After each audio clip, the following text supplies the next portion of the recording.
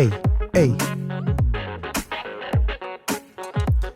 Men, women, and children, hope is in the building. Hey, welcome to the Human Hope Podcast, episode 135. My name is Carlos Enrique Whittaker Guzman Archibocabeo, or Los for short.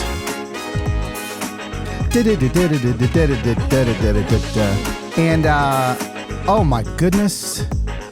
First of all, you guys are going to be the first people to hear this, I think. Unless between today and tomorrow, I tell the rest of the world. But I would like to let you know that I finished my freaking manuscript.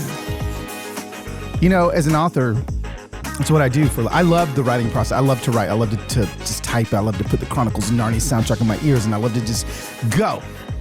This book that I just turned in, now take it. It's just the first draft, so I got a lot of work to do left after he edits it. But this book has taken it out of me. And if you were at any of the VIP meet and greets on the what tour was that? The Here For You tour with myself and Annie F. Downs, then you may know what the book is about, and you may understand why it took me so freaking long to write this book. I probably had spent upwards of 20 full days set aside, like at cabins and hotels and Airbnbs and all the places to get this book out of me over the last year. And it wouldn't come out. Words just wouldn't come out. They'd come out they'd sputter out 100 at a time and then nothing. What I realized is that was just the hard work of digging and excavating the words, because once I kept doing that, and as frustrating as that experience is as an author where the words aren't coming out, when the dam finally breaks, you realize that the dam wouldn't have broken had you not done all the excavating earlier, all the digging and the plowing earlier, all the taking the sledgehammer to the front of that dam and just cracking. So just a little encouragement for those of you that maybe you've got this, you got something that you dream of doing, or you're writing something, or you're creating, or you're wanting us to write music or start a business or whatever, and you're just like banging your head against the wall because it's just not working. Don't stop. Keep cracking. And I promise the dam's going to break. And then what happened is it broke for me about 3 or 4 weeks ago and exploded out. Now I didn't have the time in my schedule for the dam to break when it did. So I had to really force it. So, I had a couple of 9-hour days, and on a good day, I don't even know if you guys care about this or not, but I mean, hopefully you care about it if you care about me. On a good day for me, now this is not the same as other authors, but for me, a good day of writing consists, like a great day, an amazing day of writing consists of 10,000 words. A good day of writing consists of 5,000 words. A day of writing consists of 3,000 words. And a bad day of writing for me consists of under 1,000 words. And when I say a bad day, I'm just saying like accomplishing the goal. Sometimes those 300 word days are exactly what you need to get to the 10,000 word days. So anyway, that it's off to the editor. I feel just breath in my lungs and a relief that I guess I didn't even know that it was stressing me out, but it was. The book is, it's on its way. So I think we're nine months away now. There's going to be a lot. This is the craziest story I've ever told. Craziest thing I've ever been through. And you're going to hear about it. And if you heard about it on tour, you know what's coming. Okay. Let's hop right into it. There's Whitney from Wisconsin texting me. Let me know what time works for you. Whitney from Wisconsin keeps me on track. Today, speaking of books, I have had for the longest time, since 2020, and I was speaking up on the Black experience, the male Black experience in America and all of the things. I had a lot of people that were asking me to put a police officer on the show. And I couldn't find the right one. The right one meaning there's actually 2 police officers that I want to put on the show, and I finally found one of them. I wanted someone that was well-versed, not emotive, yet understood that there is work to be done. And I feel like I have found that in today's guest. Today's guest is Edwin Raymond. Edwin, first of all, I love that name. Edwin served in the New York PD, NYPD, for over 15 years. He served for over 15 years, and he was born and raised in East Brooklyn. So you've got a New York native policing his own neighborhoods. And what Edwin dives into, he wrote a book called An Inconvenient Cop. I love that. And it's called My Fight to Change Policing in America. This is a 15-year police veteran that realized there are things that need to be fixed. Now, he's not coming from the perspective of abolishing the police. To be honest with you, like, I understand the perspective that people have when they say that, and I get it. I'm just not of that. It's okay. It's okay if we disagree, but I'm just not of that mindset and that opinion. I'm grateful for policing in America. I'm grateful for police in my community, and I'm grateful for the times I've had to call 911 and they've showed up. But I'm not grateful for the times I've had to call 911 at 11 p.m. when my family wasn't here and I was locked out of my house, but there was a strange van in my driveway and I was freaking out because of some things that happened on the internet. And I thought, oh my gosh, and I called 911, but then I had to tell the 911 operator, you're going to see a black man standing in the front yard. That's me. I know this is an old white neighborhood, but it's me. So like, I didn't love having to say that, but I just felt like I had to, right? So I've been looking for a police officer to come in and help us.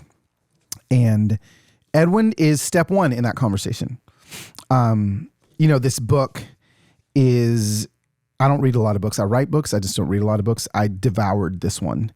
To see that why Edwin became a police officer, and then why he stepped away, and what he thinks can help the system. It's an incredible conversation. I think that you're going to really be not only intrigued, but it's going to give you some answers that even I have been looking for a long time. So, Human Hope family, this is a really good one.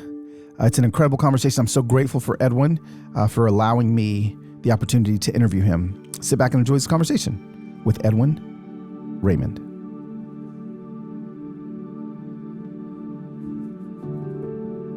Okay, Human Hope family, I am actually holding in my hand this book, An Inconvenient Cop.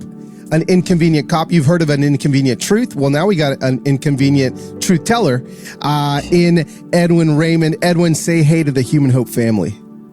Human Hope family, how are you? It's a pleasure to be on the show. I can't wait to get into the details. Yes, let's do it. Well, just so the Human Hope family knows, I started following you in the midst of 2020. The summer of 2020 is when I stumbled across you, your page, and I was at the same time kind of telling some inconvenient truths from my perspective as a black man in Nashville, Tennessee, and what I was kind of dealing with. And Edwin, as I had these conversations with a lot of people, and here's the thing, I'd never had these conversations before, right? Suddenly I was thrust into having these conversations. A lot of my followers were like, well, Carlos, like, it's not really that bad. Like I understand, kind of your perspective on policing, and maybe maybe things are different. I want you to just start from Jump Street and tell us about your history in policing, and just kind of tell us your story and where this book came about. Absolutely. So, I was born and raised and still live in the East Flatbush section of Brooklyn. And this was the old New York. It was rough. The violence was exponentially more than it is now. I grew up really rough childhood. I lost my mom at a very young age. I was only 3. My dad didn't speak English. Yeah, my dad migrated here from Haiti, so he didn't speak English. It was a rough childhood. Despite that surrounding, though, I was able to walk a pretty straight path. Wow. But around 15 years old, that didn't stop the police from harassing me as well as others in the community. And for a few years, I went through that harassment. And around 18, I made what's now I realized was a crazy decision. I said, when I'm going to join the police department when I can, to analyze it, see why these things happen, and Huh. most importantly, what can be done about it. Wow. Yeah. Wow. You say, see these things happen. Can you start speaking a little bit into some more details what these things Yeah. means? So when everything aligns and we get to a point where someone, needlessly loses, their lives, where people needlessly lose their lives at the hands of Yeah. police, obviously this is when people pay attention. This is when it goes viral. This is when we go out in march, we demand change. But I was more focused on the insidious things, right? Mm. And what I learned is those insidious things, the everyday harassment, the everyday behavior of police, is what often leads to those deaths that we then see Wow. viral. Yeah. So these things is harassment, racial profiling. I didn't know it then, but quotas and pressure on police for enforcement activity, which includes tickets, summonses, arrest, stop and frisk, just everything that's contributing to just discriminatory, racist policing. Yeah. The I hear you say that. You say quotas. Like there's actual quotas that officers have to fulfill in their policing? Yeah, police departments have to deny it because it's unlawful. Every state you Sure. go to, there's no state where it's legal. So they'll deny it, but this is how it functions. It's all about those numbers. Those numbers on the spreadsheets every 28 days is what matters. And this is what, more than anything else that I've observed in 15 years in law enforcement, the pressure to meet the demands of those numbers and the incentive structure is more responsible for police certain behaviors, especially the detrimental behaviors that we see, than really even Sure. the personal biases, the politics. More than anything else, it's the demand to meet those numbers. Wow. Wow. Yeah. So okay, so now take us into the beginning of your policing. Take us into the beginning of okay. Now I don't know when it was that you joined the police force, but now Yeah. you're in and you begin to see these things. Walk us through those first few years of maybe here you are like a local, like you're policing your neighborhood, your people. Tell us about the dichotomy of what was happening in your heart and in your mind as you were doing this. Yeah. So I'll actually start with the police academy, right? Okay. I'm 22. I'm 22 years old. It's 2008. A senator from Illinois is about to become president, and I'm in the police academy. Because of the experiences that I've had, the experiences that I know that many of us have had, I'm assuming at 22 that we're taught to police that way.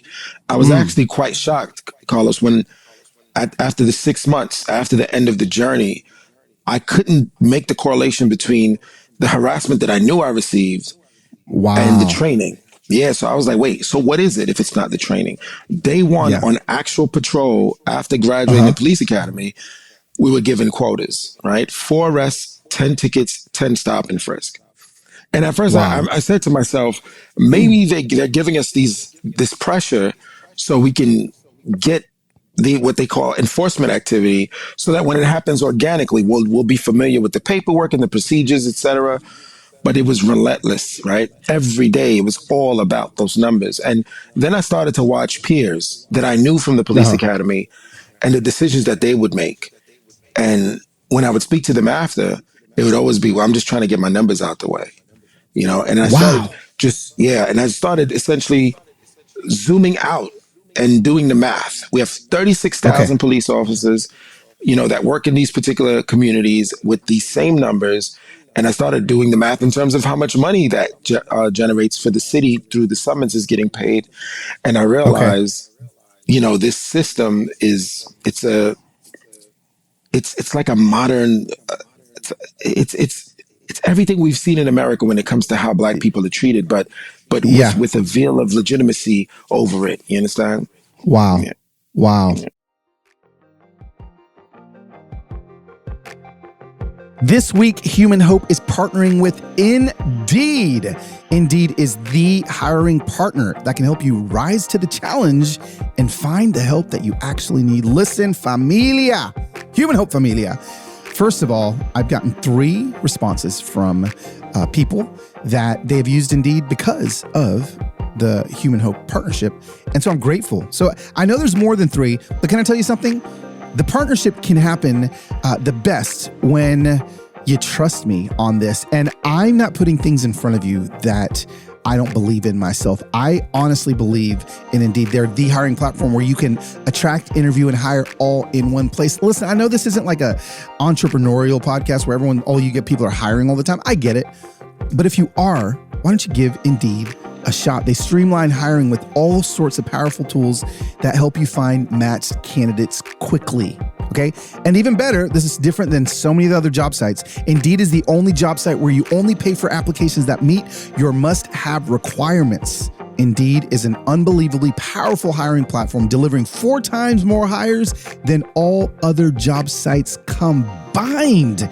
Come on, somebody. Join more than 3 million businesses worldwide that use Indeed to hire great talent fast. Start hiring right now with a $75 sponsored job credit to upgrade your job post at Indeed.com/humanhope. Offer good for a limited time. Claim your $75 job credit now at Indeed.com/humanhope. Just go to Indeed.com/humanhope and support the show by saying you heard about it on this podcast. Indeed.com/humanhope. Terms and conditions apply. Need to hire? You need Indeed.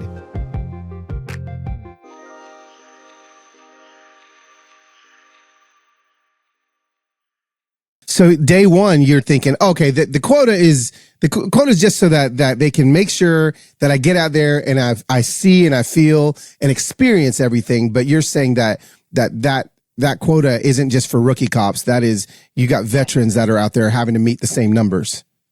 That's how the entire system operates. Yeah.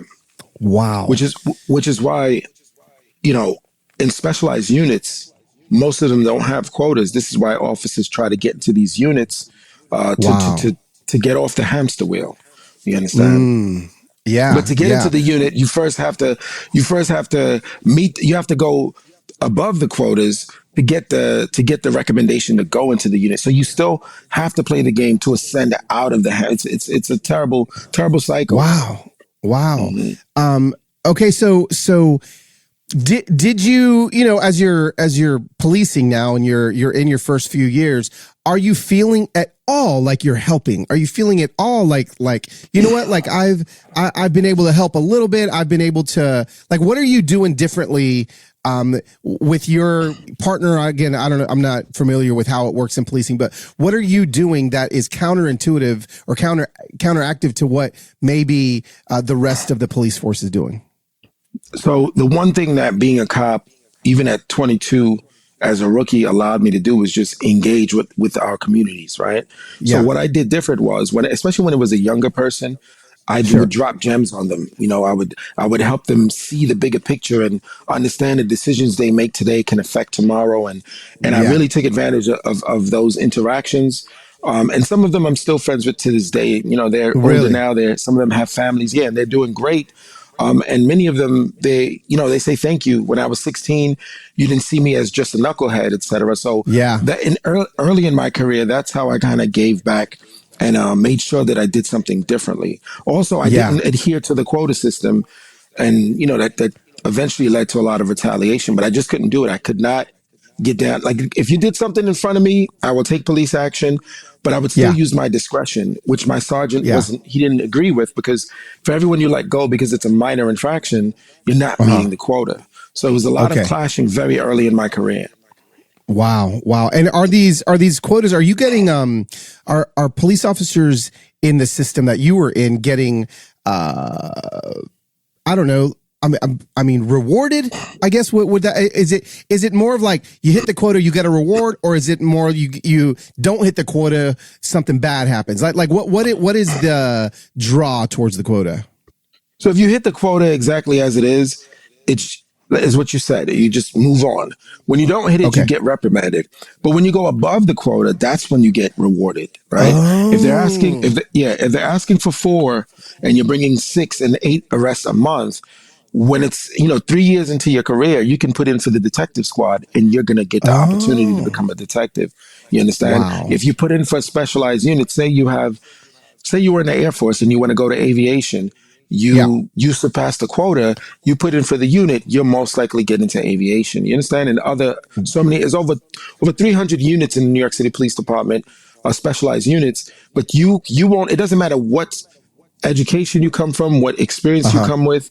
If you don't first play the numbers game, you don't have a Yeah. chance. Wow. So, I mean, would you say, Edwin, that the numbers game is the initial bottom line problem with policing in the system that we have right now? Well, that's what I found, because here's the thing, right? The people who set the numbers, the people who created the system, were the bigots and the racists and those that had Yeah. a lot of racial bias. But they've essentially found a way to bake their perspectives into policy. So by the time, young Officer Whittaker puts the uniform on, despite where his Yeah. politics are, despite where his Right. biases are, if he simply goes along with the system, he's contributing to white supremacy. He's contributing to discriminatory policing, despite Yeah. how he feels about any ethnicity. You understand? So it's why it's so dangerous. It's systemic. You understand? Yeah. Yeah. Yeah. No, I understand. I understand. So, okay, let's talk about some of the systemic parts of maybe someone that's listening to this going like, well, I mean, how is this systemic if, do the officers in the affluent white parts of New York have the same quotas that the officers in Brooklyn or different parts of New York that maybe are majority black? Like, are these quotas across the table, or are they more based in systems or in spaces that are non-white? Yeah, and this is where it becomes a violation of the 14th Amendment, right? In the white areas, you cannot police this way. You won't, like, you wouldn't last a week policing this way. But some will try to justify and say, well, we don't have the same crime issues in the white area, so why would we Yeah. police the same way? Here's the problem, right? And it's called the broken windows theory. Okay. Broken windows, the notion of broken windows is, let's not ignore the minor things, because that's what will stop the bigger things, right? And it has a common sense appeal to it, but it's Sure. just not realistic. The theory has been, it's not empirically supported. It doesn't make sense. The idea is, if we ignore the weed and the open container at 2 p.m., that could become the homicide at 10 p.m., right? Making a false subtext, drawing a false subtext that Yeah. behavior leads to homicides. The thing is, Okay. the number one thing that's enforced are substance related offenses, right? Okay. Alcohol, marijuana. Those things happen at similar or even higher rates in white areas. So if that open container, if that weed was what led to homicides, then where are the homicides in the white area? You understand? Yes. It's a false correlation. And unfortunately, this is what's been driving policing since about the mid 90s. Wow. Wow. Broken Okay. windows So theory. broken windows theory. So let's go from 10 feet above New York where you are, and let's fly up to 50,000 feet. And now we're looking at America in general. Are you saying that, and do you have stories or a viewpoint where this isn't just a New York policing problem? This could be applied to policing in America, and this is something that you found? So what I've learned is, when smaller police departments are looking for new leadership, they often go to either retiring or newly retired NYPD chiefs. So what Okay. those chiefs then do is they recreate what they know. They bring the numbers game, the quotas, Comstat, they bring the entire system, the structure, to other police departments. And before Yeah. you know it, the cancer spreads and it becomes nationwide. Miami is Ferguson. After Mike Brown's death, the Department of Justice report, it exposed the quota system and how it's monetized, and Wow.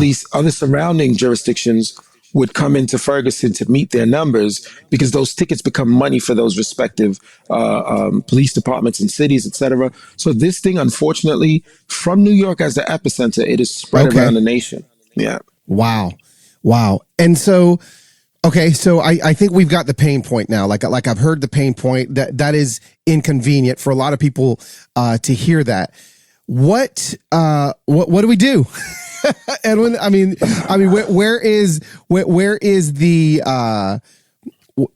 where's the medicine that is going to be injected into this system that hopefully will heal it? What's next? Yeah. And that's probably the most important question after identifying the issue. So we have to cut the cancer out, right? Okay. And the way we do that is eliminate quotas and pressure and the detrimental parts of CompStat. You know, it's a system that was developed in the 90s that exacerbated the issue because Constat? CompStat, compared CompStat. statistics. Yeah, Okay. yeah. So it essentially, it's a computer system that showed hotspots where serious crime would happen, but then commanders responsible for those areas would then have to increase their broken windows enforcement as a response. So sometimes that happened and crime went down. Sometimes that happened and crime went up. But as long as there was a sizable broken windows response to areas with high crime, the commander was basically told you did a good job, you did what you could, and they moved on. We have to move away from those systems. Since I've been a whistleblower for the last 7 years, over 2,000 cops from across the nation, even one as far as the Metropolitan Police in the UK, contacted me and said, we're having the same issues here. Wow. So what I did is I did the research, and at some point in the 90s or early 2000s, you can find that their police leadership sent representatives to New York, and then they would learn New York system and bring it back. You know, so I realized it all goes back. Yeah, a lot of it goes back to New York. That is mind blowing. So, Yeah. I mean, I hear, I hear remove the broken windows style of policing and the quotas and things. Is that possible? Let's see if take it one step farther and how do these things get removed? Is it replacing leadership? Are those even voted positions? Like what are ways that this can actually begin tangibly for people that are listening? They're like, okay, I gotta figure out how to change this in my community. What can people do tangibly? Sure. So most police leadership, they're appointed positions, right? Okay. But the appointments are made by elected officials. So it does start with voting. We have to put the right people in the right positions, starting with the elected officials that appoint the leadership. So most cities, that would be the mayor. We have to choose mayors that are going to choose leaders that are visionaries. Justice-minded law enforcement is the term that I use. We have to put the justice-minded in the room. If we could put them in the position of leadership, even better. But if they're not the leaders, they at least have to be in the room to be a counterweight to the typical antiquated ways of doing things. So it does start with leadership. Second, we have to educate ourselves on why quotas is much more than just a nuisance. Because when I started blowing the whistle on quotas, people would say, oh yeah, who doesn't know cops have quotas? But it's not just harassment. Sandra Bland was pulled over for a broken, was it either taillight or signaling? Yeah. That is a broken windows type offense. Philando Castile lost his life for a taillight. That is a broken windows. Eric Garner. I mean, you can go down the list. When I see police killings that start with a minor infraction, it always, and then I do the research into that police department, you will find at some point there was a whistleblower that tried to expose the quotas, but us as a society, we're not really understanding the importance of what's being exposed to take the proper action. This week, Human Hope is partnering with Hiya. Hiya is the children's vitamin that is pediatrician recommended, that has none of that sugar and gummy junk that all the other vitamins are filled with. Typical children's vitamins literally are basically candy in disguise filled with 2 teaspoons of sugar, unhealthy chemicals, and other gummy junk growing kids should never eat. Y'all don't put that stuff in your kids. Put in them Hiya. Hiya was created again to be a superpowered chewable vitamin for kids. Okay, Hiya fills in the most common gaps in modern kids' diets to provide the full body nourishment our kids need with that yummy taste that they love, formulated with the help of nutritional experts. Hiya is pressed with a blend of, get this, 12 organic fruits and veggies, and then it's supercharged with 15 essential vitamins and minerals, including vitamin D, B12, C, zinc, folate, and so many more. Hiya is designed for kids of all ages and sent straight to your door so parents have one less thing to worry about. It's just going to show up at your door. Okay, now listen, we've worked out a special deal with Hiya for their best-selling kids vitamins. Receive 50% off your first order. To claim this deal, you must go to hiyahealth.com/humanhope. This deal is not available on their regular website. Go to hiyahealth.com/humanhope and get your kids the full body nourishment they need to grow into healthy adults.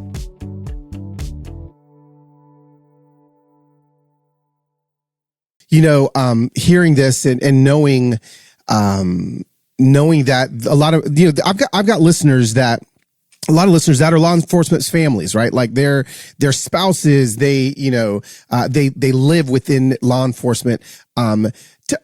I would love for you to talk to them for a minute. I would love for you to even like encourage them for a minute because I mean, let's be honest, you were in it, right? Like I was watching, you were in it, and the ire of the eye of America, you know, which I think rightfully so, went towards police are awful, police are bad, but you know. Ultimately, there's law enforcement officers and there's law enforcement families that were like you, that are like, no, this isn't the way that it should be. Can you talk to them for a second? Can you like just encourage them for a minute? Yeah. So one of the things I say in the book is police are the muscle of the system, but not the system itself, right? But when you say system, most of the times the people that you see and interact with are the police. So people oversimplify the system to being the police themselves. Right. But as you said, and the term that I use to describe them is the justice-minded. Justice-minded law enforcement exists. The problem is the environment doesn't exist for them to speak out without it being very risky to their careers and livelihoods. You understand? You know, I'm very vulnerable in this work about my childhood and how poor I grew up.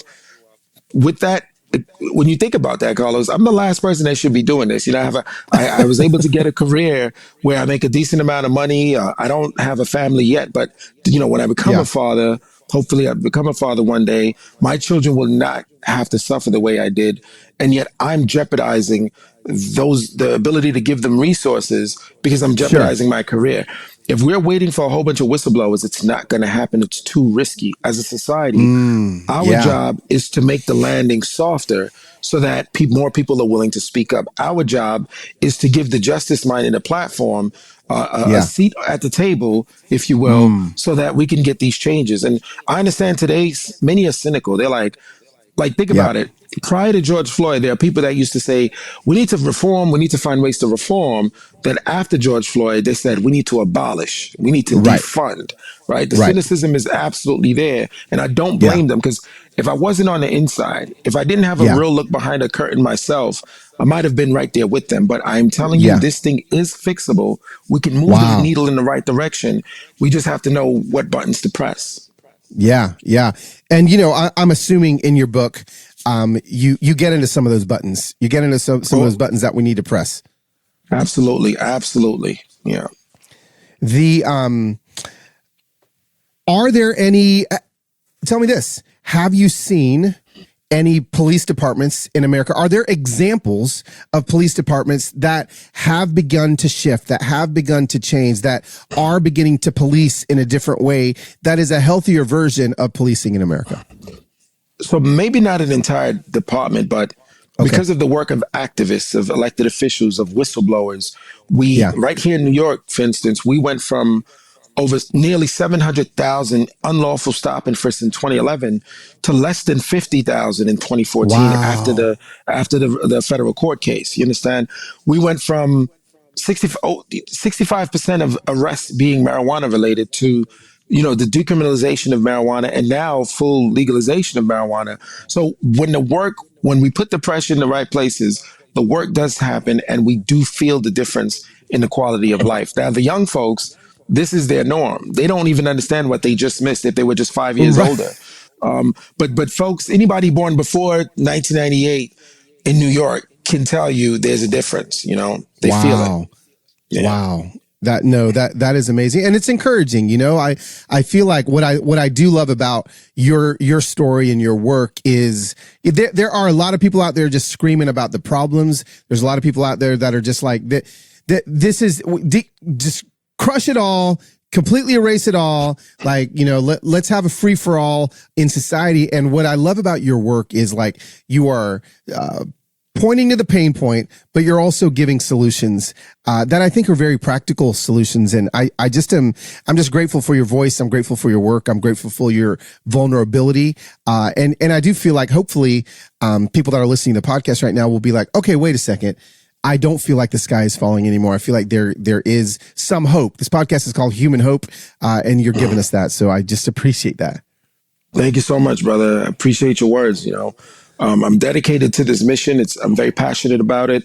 And yeah, I don't know if I'm going to see all of it, but I hope we can see enough of the changes that we know that it's worth doing the work. Because there's a lot of people that they just don't have hope anymore. And it's unfortunate. Yeah. No. Where are places that people can find you? Where are places that people can kind of make sure that they're keeping up with your work if they want to kind of join in this cause? Yeah, so Instagram is where people, they hit me up the most. It's just Edwin Raymond or E.Raymond _. Edwin Raymond NYC on Twitter. Those are the two main spaces. But from Instagram, you can get my email address. Okay.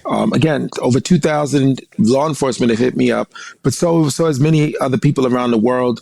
Thankfully, one of the biggest blessings in this journey has been the support. A lot of influential people have supported me, like our brother Carl. I'm thankful for Carl and is supporting me. Many people reached out after the interview I did with Carl. And so many other things I've done, Trevor Noah, Sean King, et cetera. The support system has been great.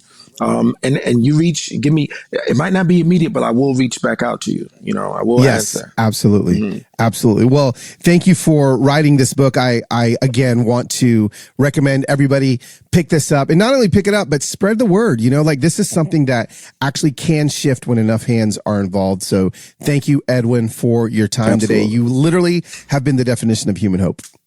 Thank you, brother. I don't know if I could accept that. I'm too modest to accept that. But I'll work towards fulfilling that. When I feel that in my soul, I'll give you a call and say, I think I'm there. Yeah, right on. I like that. No, I like that. Thank you, Edwin. That was, I think, difficult to hear in some spaces, in some spots, but also really empowering.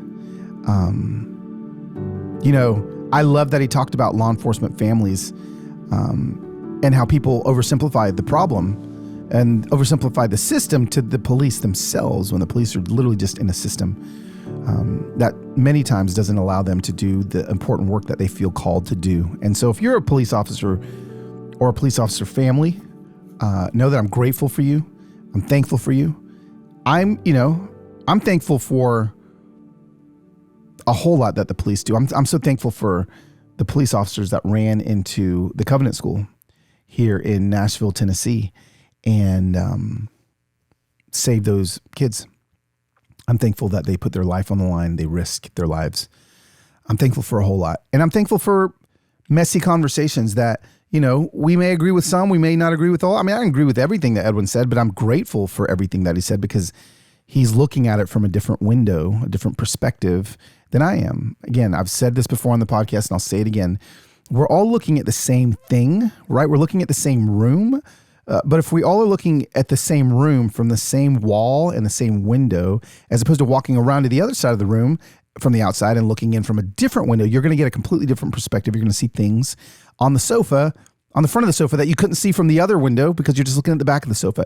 And what Edwin has done is he's pulled us away from the window we've all been looking at it through and taken us to the other side where there's another window with a different perspective, but it's the same room and we still see the same thing. Does that make sense? Okay. That was freaking awesome. And here's the thing. I want to let you guys know that, I'm going to be changing some things up in the podcast.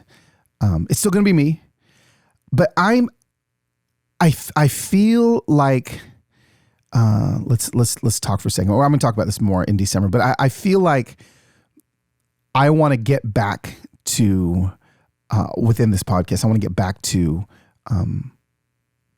you and I having some conversations on the fly. You know, I'm all for planning and scheduling and all the things, but I feel like maybe I've been missing a little bit of the essence of kind of how we walk day to day together on Instagram.